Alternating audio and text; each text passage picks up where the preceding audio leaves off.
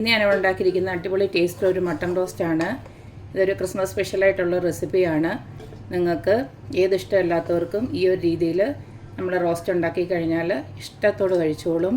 നമ്മൾ ബീഫൊക്കെ കഴിക്കുന്ന അതേ രുചിയിൽ നമുക്കിത് കഴിക്കാം. അപ്പോൾ നമുക്ക് ഈ ഒരു റെസിപ്പി എങ്ങനെയാണ് ഉണ്ടാക്കുന്നതെന്ന് നോക്കിയിട്ട് വരാം.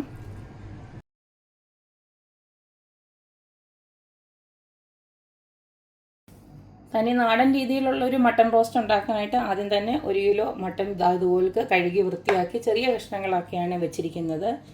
ഇതിലേക്ക് ആദ്യം തന്നെ നമുക്ക് കുറച്ച് ഉപ്പിട്ട് കൊടുക്കാം. ഞാനിപ്പം ഏകദേശം ഒരു 1/2 ടീസ്പൂൺ ഉപ്പിട്ട് കൊടുക്കുന്നുണ്ട്. അടുത്തതിലേക്ക് ഒരു 1/2 ടീസ്പൂണോളം നമ്മുടെ മഞ്ഞൾപ്പൊടിയാണ് ഇട്ട് കൊടുക്കുന്നത്. ഇനി ഇതിലേക്ക് ഒരു 2 ടീസ്പൂണോളം മല്ലിപ്പൊടിയാണ് ഇട്ട് കൊടുക്കുന്നത്.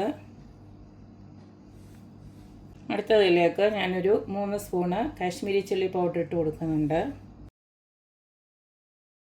ഇനി അടുത്ത് ഇട്ട് കൊടുക്കുന്നത് ഒരു 2 സ്പൂണ് നമ്മുടെ മീറ്റ് മസാല ഉണ്ടല്ലോ, അതുകൂടി ഇട്ട് കൊടുക്കുകയാണ്. ഇനി ഇതിലേക്ക് ഇട്ട് കൊടുക്കുന്നത് ഇഞ്ചിയും വെളുത്തുള്ളിയും നമ്മുടെ പെരിഞ്ചീരകവും കൂടെ ചേർത്തിട്ടുള്ള ഒരു പേസ്റ്റാണ്.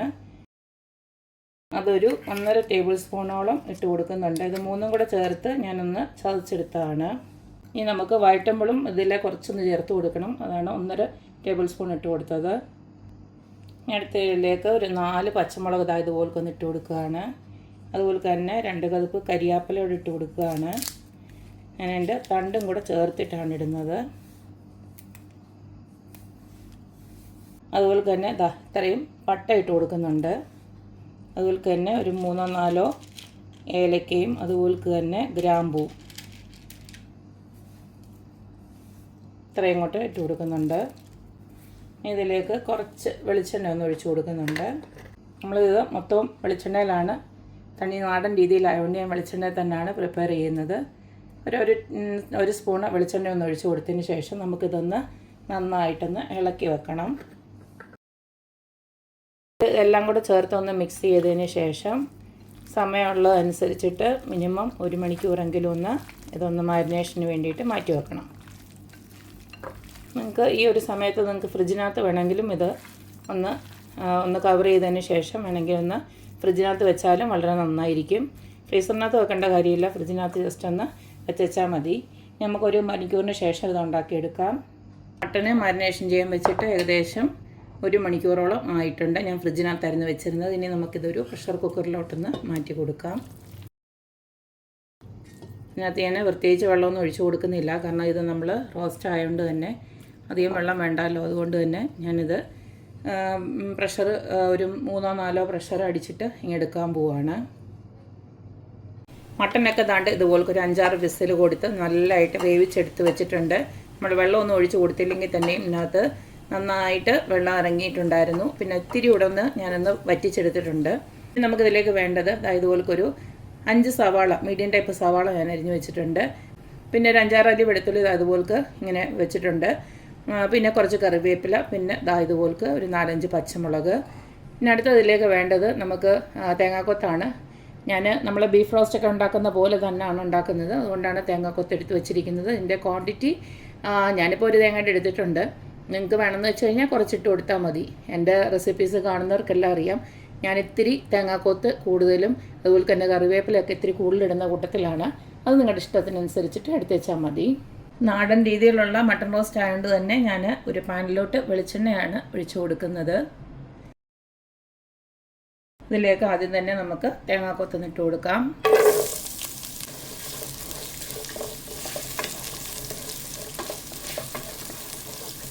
നമ്മുടെ തേങ്ങയ്ക്കൊക്കെ വേണ്ടിയിട്ടുള്ള കുറച്ച് ഉപ്പ് ഞാൻ ഇട്ട് കൊടുക്കുകയാണ്. 1/2 ടീസ്പൂണ് ഉപ്പ് ഇട്ട് കൊടുക്കുന്നുണ്ട്.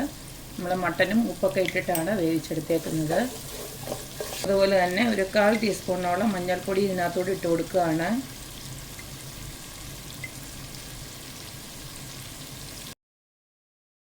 അടുത്തതിലേക്ക് ഞാൻ ഇട്ട് കൊടുക്കുന്നത് നമ്മൾ ആദ്യം തന്നെ ഇതിനകത്തൊരു ഇഞ്ചി വെളുത്തുള്ളി അതുപോലെ തന്നെ പെരിഞ്ചീരകം ഇട്ടൊന്ന് ക്രഷ് ചെയ്തെടുത്തിട്ടുണ്ടായിരുന്നു. ആ ഒരു ഇത് കൂട്ട് ഇതിനകത്തോട് ഇട്ട് കൊടുക്കുകയാണ്. ഏകദേശം 1 സ്പൂണ് ഇട്ട് കൊടുത്തിട്ടുണ്ട്. അപ്പം നമ്മൾ ഇട്ട് കൊടുത്ത എല്ലാം ഒന്ന് മൂത്ത് വന്നിട്ടുണ്ട്. ഇനി നമുക്ക് അരിഞ്ഞ് വെച്ചിരിക്കുന്ന ഉള്ളിയൊക്കെ അങ്ങോട്ട് ഇട്ട് കൊടുക്കാം. ഉള്ളി, കറിവേപ്പില, പച്ചമുളക് എല്ലാം ഇട്ട് കൊടുക്കുകയാണ്.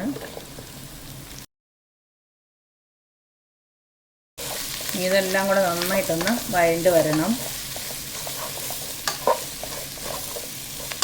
നമ്മളിട്ട് കൊടുത്ത എല്ലാം ഇവിടെ നല്ലതായിട്ട് മൂത്ത് വന്നിട്ടുണ്ട്. ഈ സമയത്ത് ഇതിലേക്ക് ഞാൻ കുറച്ച് കുരുമുളക് പൊടി ഇടുവാണ്. ഒരു 1/2 ടീസ്പൂൺ ഇട്ട് കൊടുക്കുകയാണ്. നമ്മൾ ഓൾറെഡി മുളക് പൊടിയും മല്ലിപ്പൊടിയൊക്കെ ഇട്ടിട്ടാണ് നമ്മൾ മട്ടൺ വേവിച്ചെടുത്തേക്കുന്നത്. അപ്പോൾ അതുകൊണ്ട് തന്നെ ഞാൻ ഇനി ആകപ്പാടെ ഇതിലേക്ക് കുറച്ച് മീറ്റ് മസാല മാത്രമേ ഇടുന്നുള്ളൂ. അതിൽ ഒരു പൊടികളും ഇടുന്നില്ല. ഇതാ 1 സ്പൂൺ അങ്ങോട്ട് ഇട്ട് കൊടുത്തിട്ടുണ്ട്. ഇതൊന്ന് മൂത്ത് വരുന്നുണ്ടേ ഇനി നമ്മുടെ മട്ടൺ വേവിച്ച് വെച്ചവിടെ അങ്ങോട്ട് ഇട്ട് കൊടുത്ത് ചെറുതെ ഒന്ന് മൂപ്പിച്ചെടുക്കണം. നമ്മൾ നേരത്തെ വേവിച്ച് വെച്ചിരിക്കുന്ന മട്ടണിലോട്ട് ഇട്ട് കൊടുക്കാം.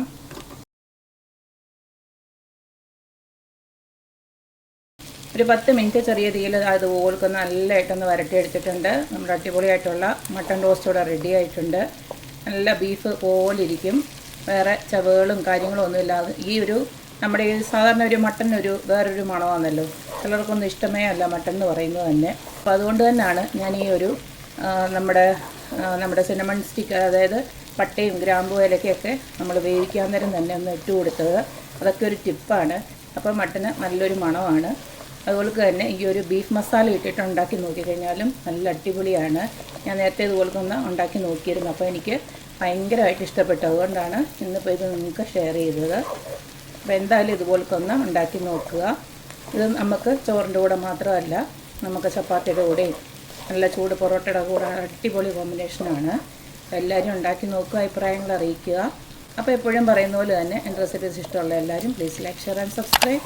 അപ്പോൾ ഇനിയൊരു അടിപൊളി വീഡിയോ ആയിട്ട് വരുന്നവരേക്കും ബായ്.